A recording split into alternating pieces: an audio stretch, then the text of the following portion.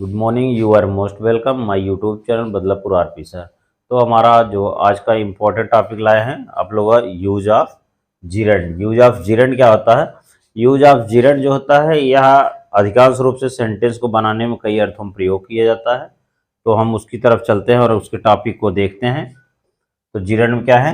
Use of जीरेंड। Use of जीरेंड जो होता है इसकी मीनिंग जो होती है क्रियावाचक संज्ञा। क्रियावाचक संज्ञा इसको इसलिए किया जाता है क्योंकि यह नाउन के रूप में काम करता है, अर्थात सब्जेक्ट रूप में काम करता है। और जीरन जो होता है वह M B first plus ING ING जोड़कर बनाया जाता है। तो जीरन क्या होता है? M B first plus ING जोड़कर बनाया जाता है, इसलिए इसे कहते हैं क्रियावाचक संज्ञा। और इसको हम चलते हैं इसके डेफिनेशन तरफ, कैसे डिफाइन किया गया है। तो लिखा है कि जब हिंदी वाक्यों में क्रिया के अंत में, हिंदी वाक्यों में किसके? क्रिया के अंत में, क्रिया के अंत में, मेन वर्ब के अंत में ना ने नी, क्या ना ने नी, जैसे खाने पीने खेलना जाना इस तरह। तो ना ने नी शब्द लगा रहता है, ना ने नी शब्द लगा रहता है। और जिन वर्ब्स का प्रयोग नाउन के रूप में, हमने पहले बताया कि ऐसे क्रिया का प्रयोग किस रूप में होता है? नाउन के रूप में जैसे किया जाता है या जिस प्रकार किया जाता है उन्हें जीरंड कहते हैं, उन्हें जीरंड्स कहते हैं। कहने का मतलब है कि मेन वर्ब का प्रयोग जब किसी वाक्य में सब्जेक्ट रूप में या नाउन के रूप में कार्य करता है तो वह जीरंड होता है। तो जीरंड जो होता है वाक्य में नाउन की तरह कार्य करता है, अर्थात नाउन का मतलब सब्जेक्ट की तरह करता है। और एक चीज ध्यान देना कि यह जीरंड जो होता है 4 रूप में कार्य करता है। कितने रूप में? 4 रूप में कार्य करता है।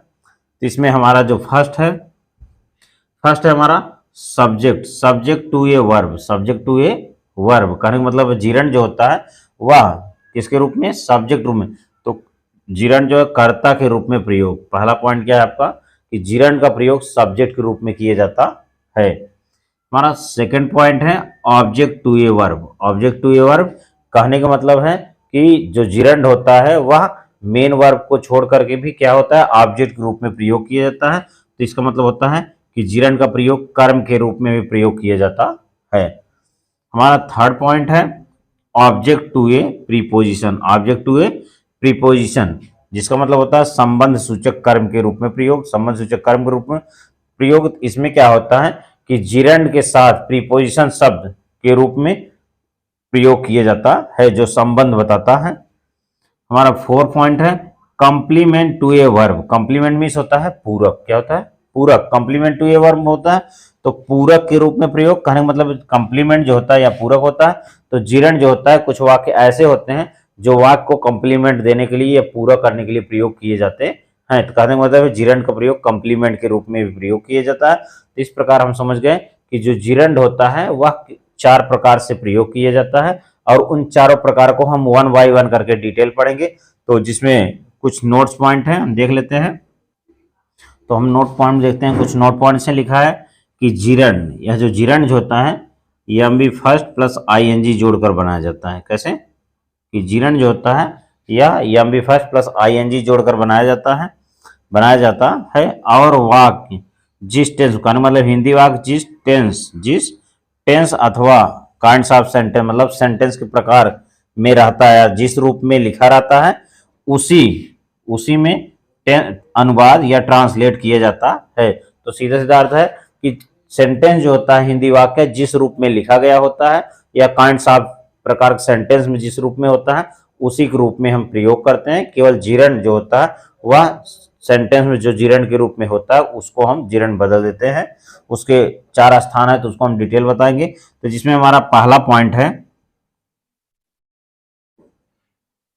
पॉइंट है subject to a verb. Subject to a verb कहने का मतलब है कि जीरंड का प्रयोग सब्जेक्ट के रूप में किया जाता है वाक्य में सबसे पहले। तो जीरंड का प्रयोग सब्जेक्ट के रूप में वाक्य में सबसे पहले किया जाता है। सबसे पहले का मतलब है कि सब्जेक्ट रूप में प्रयोग किया जाता है या सब्जेक्ट के स्थान किया जाता है। तो हम एग्जाम्पल के माध्यम से समझते हैं। इसका लिखा है कि खेलना स्वास्थ्य के लिए लाभदायक है।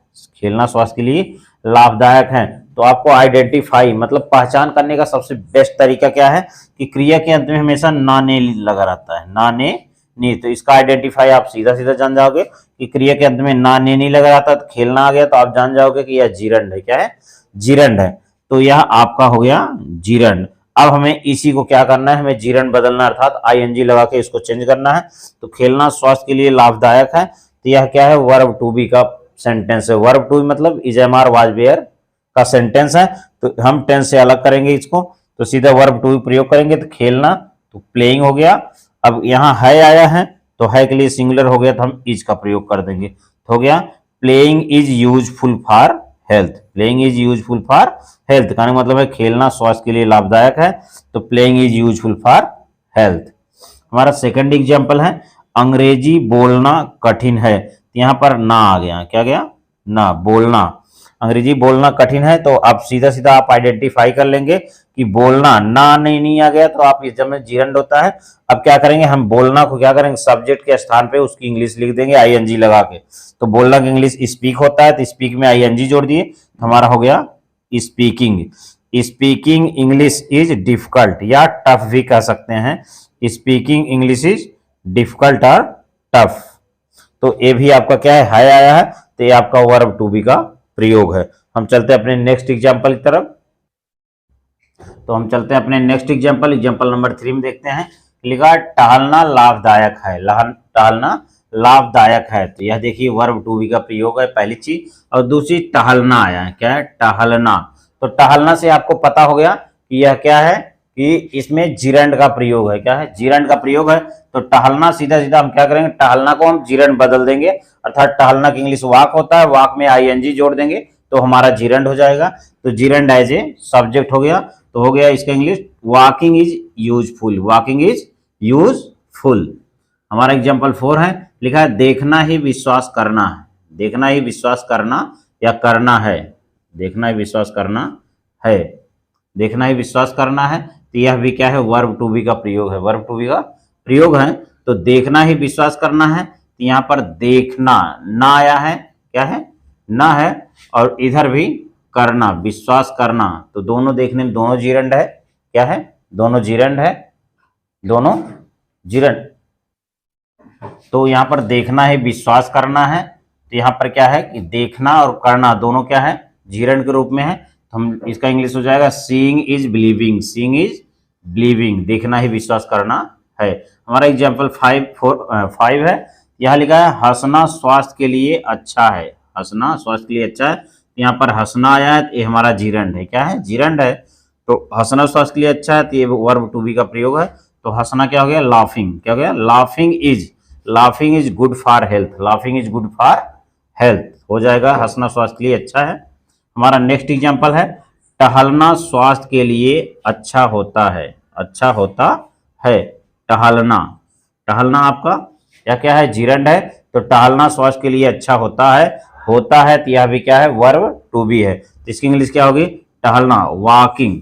Walking is good, walking is good for health. Walking is good for health. इस तरह हो गया टहलना स्वास्थ्य के लिए अच्छा होता है, तो हो जाएगा walking is good for health. हमारा एग्जाम्पल 7 है धूम्रपान करना स्वास्थ्य के लिए हानिकारक है। धूम्रपान करना स्वास्थ्य के लिए हानिकारक है। यहाँ पर धूम्रपान करना स्वास्थ्य के लिए हानिकारक है। धूम्रपान करना जो है इसको हम जीरंड बदल देंगे, तो हो जाएगा हमारा smoking. Smoking is injurious to health. Smoking is injurious to health. इस तरह हमारा हो गया धूम्रपान करना स्वास्थ्य के लिए हानिकारक है। एग्जाम्पल हमारा 8 है। 8 में है कि अंग्रेजी पढ़ना मेरा प्रिय शौक है। अंग्रेजी पढ़ना मेरा प्रिय शौक है, तो यहाँ पर पढ़ना क्या है? जीरंड है। क्या है? जीरंड। तो पढ़ना को हम क्या करेंगे? जीरंड बदल देंगे। तो इस तरह हमारी इंग्लिश हो जाएगी रीडिंग। क्या हो जाएगी? Reading English. Reading English is my hobby. Reading English is my hobby. तो हम देखते हैं नोट नंबर 2। नोट नंबर 2 में क्या है? लिखा है gerund as an object. Gerund as an object का मतलब जीरंड का प्रयोग किस रूप में? ऑब्जेक्ट के रूप में। तो जीरंड का प्रयोग कर्म के रूप में या ऑब्जेक्ट रूप में प्रयोग करते हैं। अभी तक हमने देखा कि हम सब्जेक्ट रूप में प्रयोग करते थे, लेकिन अब क्या है कि ऑब्जेक्ट जो होता है हमेशा मेन वर्ब के बाद आता है।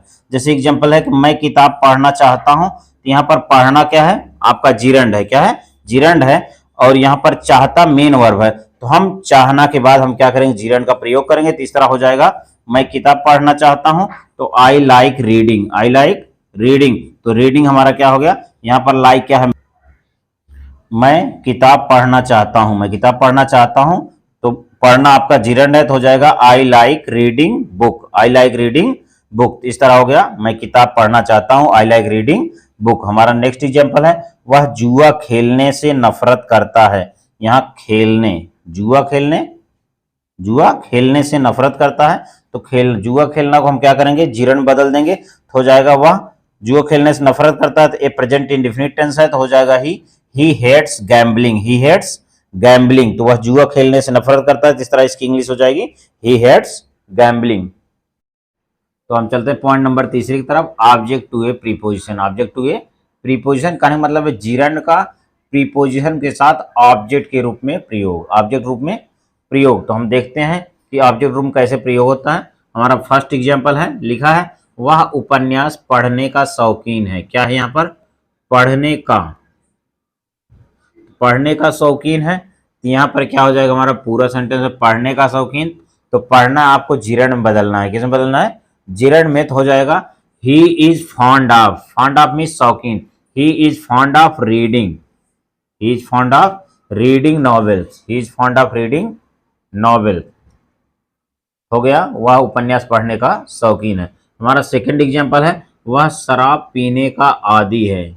यहाँ पीने आ गया, शराब पीने का आदी है, आदी है, तो हो जाएगा इसको हम जिरंड बदल देंगे पीना, तो हो जाएगा he is habituated, he is habituated of, habituated means आदी होना, किसी चीज का अभ्यस्त हो जाना, तो हो जाएगा he is habituated of drinking, of drinking wine, of drinking wine. फिर देख लीजिए, he is habituated of drinking wine. हमारा एग्जांपल तीसरा है, वह गाड़ी चलाने में अच्छा है।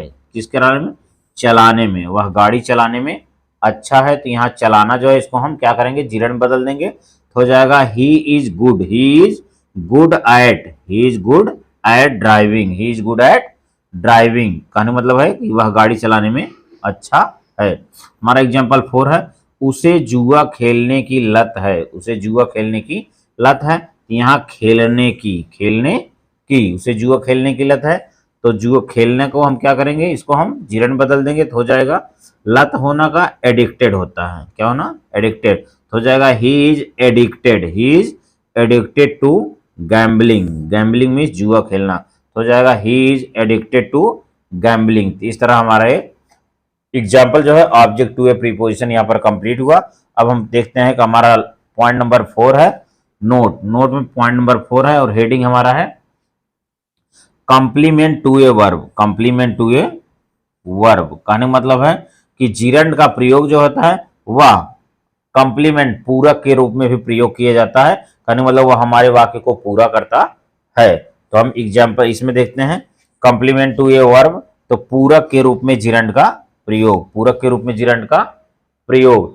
तो इस तरह हम एग्जाम्पल के माध्यम से देखते हैं कि किस रूप में जिरंड, किस रूप में जिरंड कॉम्प्लीमेंट के रूप में कार्य करता है। तो हमारा फर्स्ट एग्जाम्पल है, लिखा है मेरा मुख्य शौक कविता लिखना है, कविता लिखना है। तो यहाँ पर क्या है, कविता लिखना जो है यह कॉम्प्लीमेंट है, क्या है, कॉम्प्लीमेंट है, तो हो जाएगा my chief hobby, my chief hobby is composing, my chief hobby is composing poems, composing poems. फिर देख लीजिए कि मेरा मुख्य शौक कविता लिखना है, तो हो जाएगा my chief hobby is composing poems.